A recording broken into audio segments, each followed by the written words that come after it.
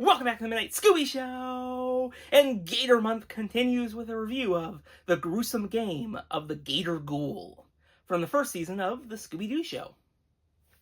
This episode finds Mr. Ink heading to Ma and Pa Skillet's Showboat restaurant, which is facing financial ruin because of a haunting by the Gator Ghoul. This was a really good episode. I really did enjoy it. I like the mystery.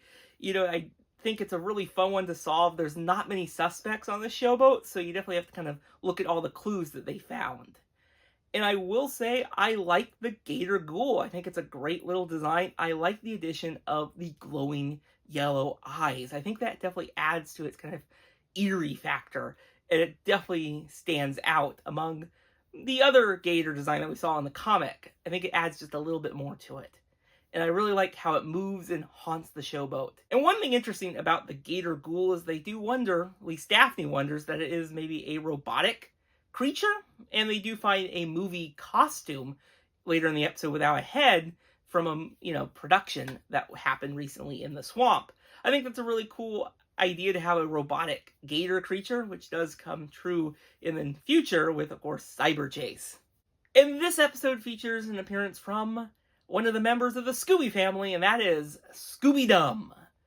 Now, I don't hate Scooby-Dum. I think they're an okay character.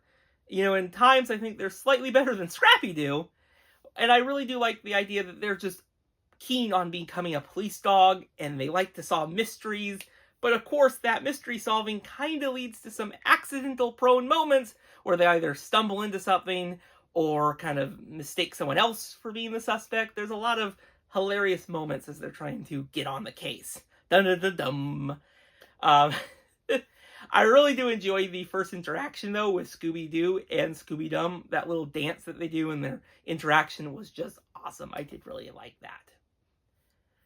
I also will say this episode has a really great setting. I think the showboat is just a great place for it in this kind of eerie, empty swamp. It's awesome.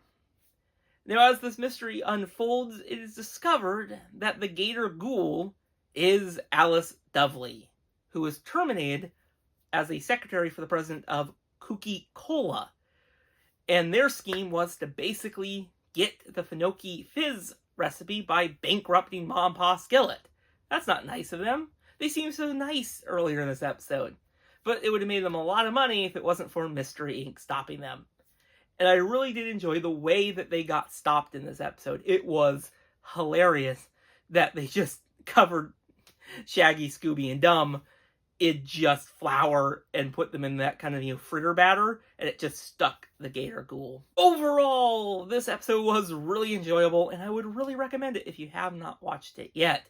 The gruesome Gator Ghoul is a really great villain of this episode, and they definitely have some really eerie moments that I did really enjoy.